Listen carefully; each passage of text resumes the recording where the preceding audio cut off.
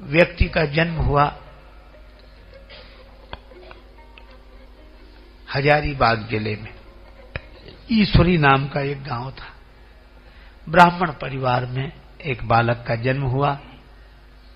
पारिवारिक संस्कारों के कारण नाम रखा गया राम टहल पांडे। पर विपत्ति आनी शुरू हुई। माता पिता चले गए। बालक के जन्म के कुछ दिन बाद भी माता पिता क्रम से गए।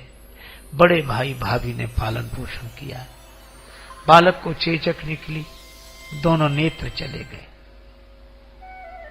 तो भी विपत्ति ने पीछा नहीं छोड़ा। कुछ दिन बाद बड़े भाई का भी देहांत हो गया। अब ये बालक सूरदास हो गया। अब कौन राम टहल पांडे कहे? सभी होते हैं रिश्तेदार जबकि जर पास होता है, और बिगड़ जाता गरीबी में जो रिश्ता खास होता है। अब सब टहलुआ टहलुआ कहने लगे। विधवा ब्राह्मणी इनकी भाभी भिक्षा करके गुजर करती। पर इस बालक को एक विचित्र भगवान की कृपा से ऐसा शुभ संस्कार जागा, एक व्यसन लग गया। रघुपति चरित होई तहाँ सुनई। भगवान की कथा होती, वहां पहुंच जाते।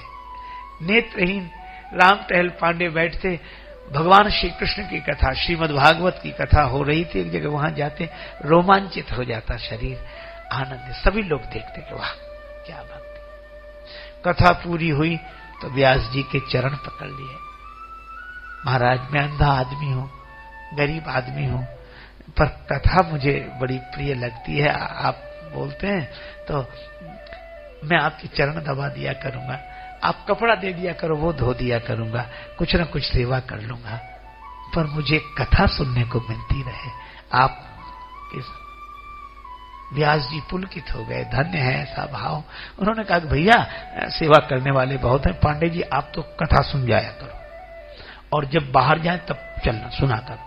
ठीक है महाराज। गांव से 2 मील दूर पर कथा हो रही थी। राम टहल पांडे रोज जाते, सवेरे सवेरे स्नान करके तैयार होते। भाभी हमें भोजन, मैं कथा सुनने जा रहा हूं। भाभी कहती ऐसे नहीं, भोजन बना दिया, साथ में लेकर जाओ। मध्याह्न में जब श्रीमद् भागवत कथा का विश्राम हो तो प्रसाद पालन। ठीक है, नित्य यही क्रम। एक दिन ऐसा भयंकर मौसम, बादल छा गए, गरजने लगे, बरसात का समय।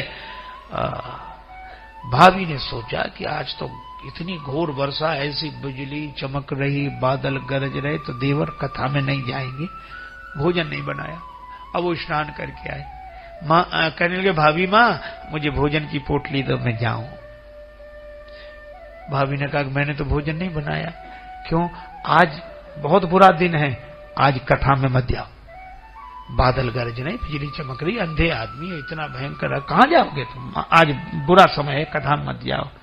राम टहल पांडे बोले भाभी 100 दिन दुर्दिन नहीं, 100 दिन दुर्दिन नहीं, मेघ नभ में गहरा में, और अदिन न इंद्र उपल बरसाकर वज्र गिरा में।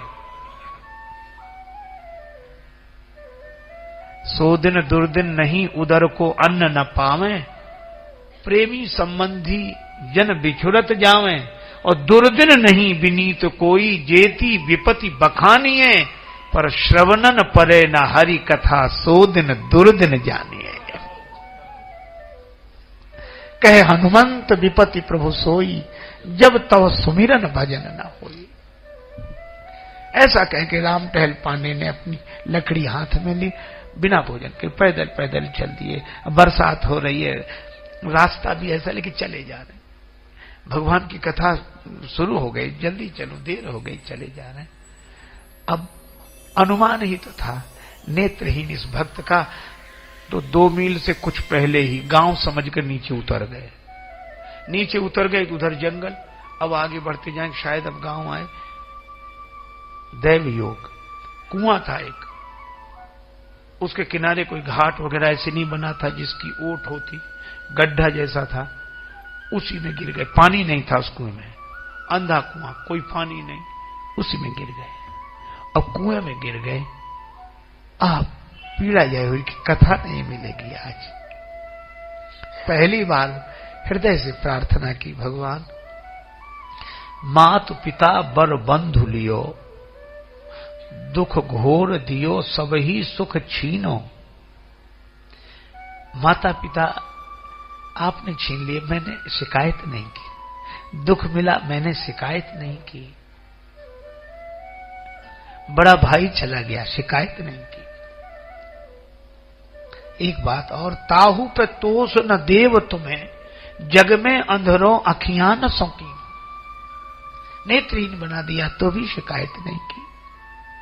और आज भी कह रहा हूं, जावे चले सुख भोग सवे, बर कूप में डार भले ही मोहि दीनो। आपने कुएं में भी गिरा दिया, इसकी भी शिकायत नहीं। फिर एक ही प्रार्थना है, क्या? दुख विनीत यही दृगहीन सो, छीन कथा को वृथा दिन लीनो। इस दृगहीन से, इस अंधे से कथा का दिन तो न छीन। पर यह प्रार्थना प्रभु श्री हरि स्वीकार करते हैं, खुदा मंजूर करता है सदा जब दिल से होती है। मगर मुश्किल तो ये है, बात ये मुश्किल से होती है। प्रेम ते प्रकट हो ही मैं जाना। भगवान प्रकट हुए और बोले, अरे रामचंद्र पांडे यहां कहां गिर गए? भैया तुम कौन हो? भगवान बोले, मैं कथा में से ही आ रहा हूं। तो शुरू हो गई, इतना समय निकल गया। नहीं, आज व्यास जी का कुछ स्वास्थ्य खराब है, कथा देर से शुरू होगी, मैं वहीं से आ रहा हूं। तो कहां जा रहे भैया? तो मैं श्रोताओं को बुलाने जा रहा हूं। और प्रेरक रघुवंश विभूषण, पांव दे यही मार्ग जा, अति हरि के पास जाही। तो भैया 2-4 लोगों को बुला लो, रस्सी ले आओ, हमें कुएं से बाहर निकाल लो। भगवान बोले, कुआं है ही नहीं है, गड्ढा है, हाथ पकड़ लो मेरा, मैं तुम्हें बाहर निकाल लूं। तो भैया इस कुएं से पार हाथ पकड़ के निकाल लोगे? भगवान मन ही मन बोले, अरे भक्त या कूप हित निवल न मोह विचार। अरे भक्त या कूप हित निवल न मोह विचार, और केते जन भवकूप से मैंने लिए उबार। भवकूप से, ये तो कूप है, तो मेरा हाथ पकड़ लो। भगवान ने हाथ डाला। राम टहल पांडे हंसने लगे, कहने लगे, प्रभु भैया तुम जो भी हो, लेकिन मजबूरी यह है, मुझसे कह रहे हो कि मैं हाथ पकड़ लूं, तो मुझे तो दिखाई नहीं देता कि तुम्हारा हाथ कहां है। मुझे तो दिखाई नहीं देता कि तुम्हारा हाथ कहां है, लेकिन तुम्हें तो दिखाई देता होगा कि हमारा हाथ कहां है। मुझे नहीं दिखाई देता कि तुम्हारा हाथ कहां है, पर तुम्हें दिखाई देता कि हमारा हाथ, तुम ही पकड़ लो। भगवान ने हाथ पकड़ा, बाहर निकाल लिया। जाओ कथा सुनने। अच्छा सुनो, एक काम करना, मैं ये पुष्प दे रहा हूं, पुष्पांजलि चढ़ा देना भगवान को। पुष्पांजलि, अच्छा कथा में पुष्पांजलि चढ़ा? हाँ। तो मैं अंधा आदमी रोज कहां से पुष्प लाऊंगा? भगवान बोले, चिंता मत करो, रोज मिलेंगे। तुम माला झोली में जब हाथ डालोगे कथा के समय पुष्प मिलेंगे। पांडे जी ने सोचा कि ये कह रहे हैं, कोई ना कोई दे देगा। गए, अब ये गए, कई जगह चोट लगी थी, रक्त बह रहा था।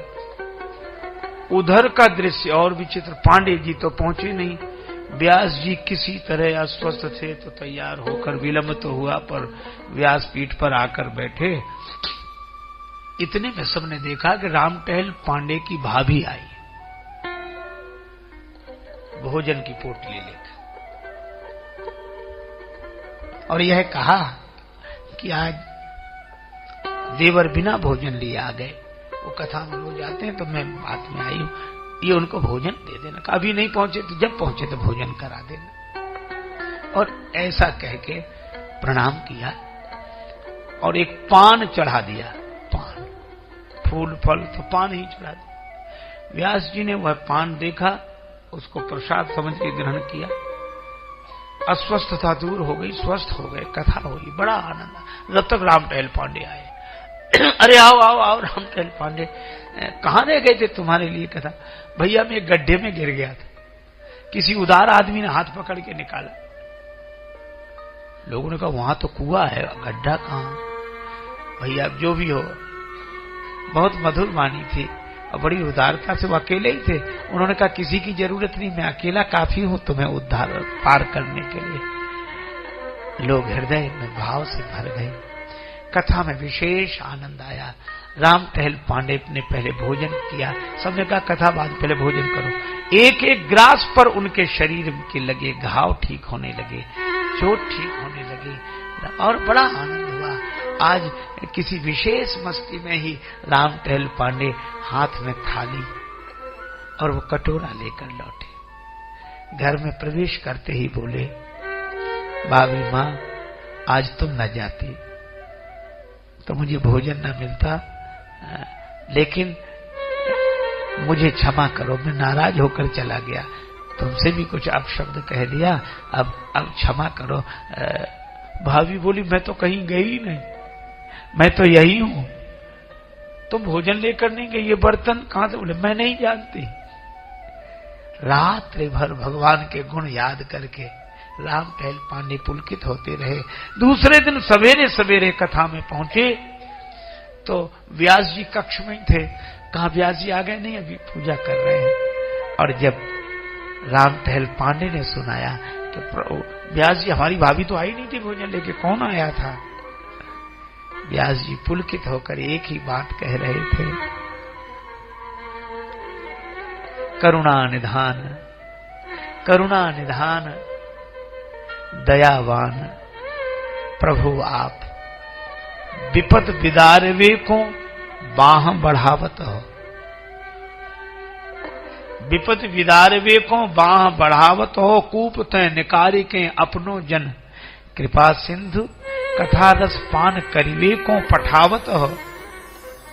और पान मिस पुराण के प्रमाणिक प्रसंग दे के कथा रस पान या भुखसों करावत हो। और अंत में व्यास जी रोते रोते मुस्कुराने लगे कि लेशहु लाज कमलेश जू न लागत तुम्हें, लेशहु लाज कमलेश जू न लागत तुम्हें, भक्त हित भाभी को भेष धरि आवत हो। भगवत कथा यह है जिसे सुनकर भगवान के दर्शन की इच्छा हो जाए श्रोता को, और वक्ता को भगवान की भक्ति की भावना जग जाए। ये भक्ति भगवान अपने जीवन को धन्य करें, बस यही सत्संग है। और यह सत्संग जीवन में आ जाए तो भगवत कथा का रस और आनंद जीव को मिलता है।